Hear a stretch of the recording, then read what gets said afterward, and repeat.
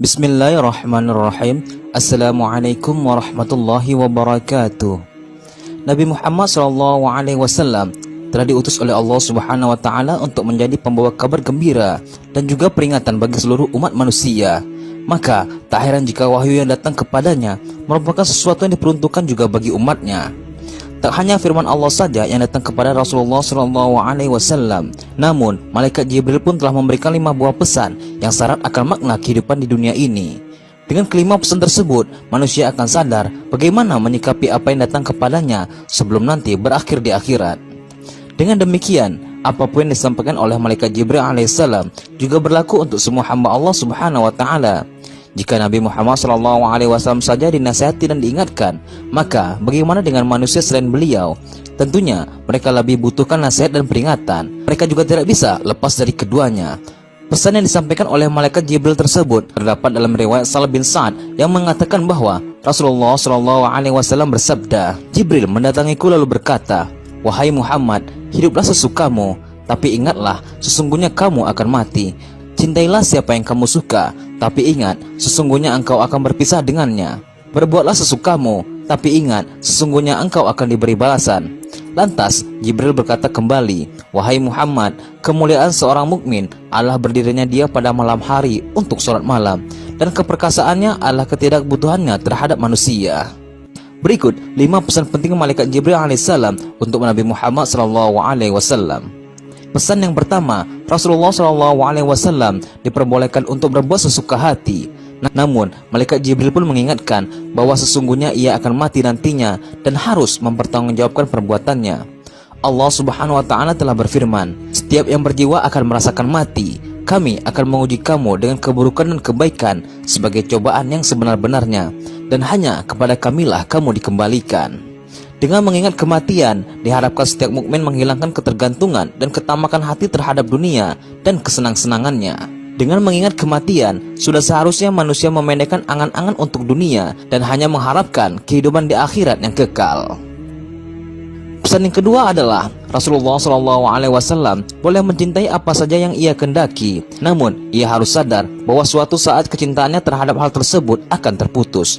Allah Subhanahu wa Ta'ala telah berfirman, "Ketahuilah, sesungguhnya kehidupan dunia itu hanya permainan dan sesuatu yang melalaikan, perhiasan dan bermegah-megahan antara kamu, serta berbangga-bangga tentang banyaknya harta dan anak, seperti hujan yang tanam-tanamannya mengagumkan para petani.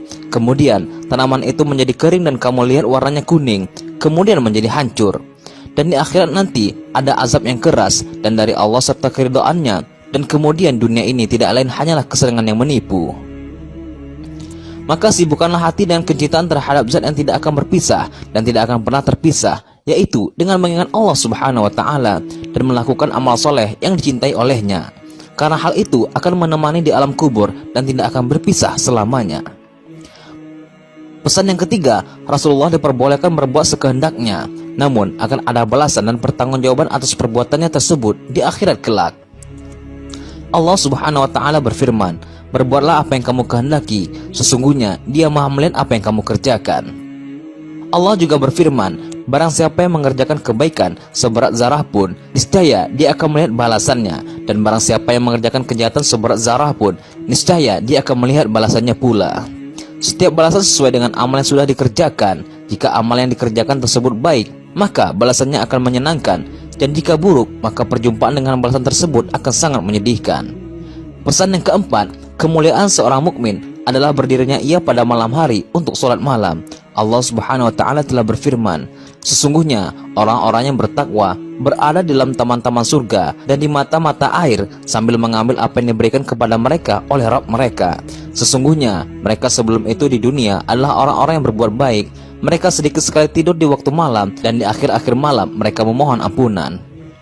Dari Salman Al-Farisi radhiyallahu anhu bahwasanya Rasulullah SAW bersabda, "Dirikanlah sholat malam, karena sesungguhnya sholat malam itu adalah kebiasaan orang-orang saleh sebelum kamu. Sholat malam dapat mendekatkan kamu kepada Rabbmu. Sholat malam adalah sebagai penembus perbuatan buruk, mencegah berbuat dosa, dan menghindarkan diri dari penyakit yang menyerang tubuh."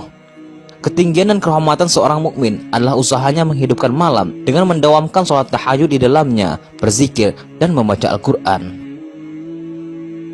Pesan yang kelima, keperkasaannya adalah ketidakbutuhannya terhadap manusia.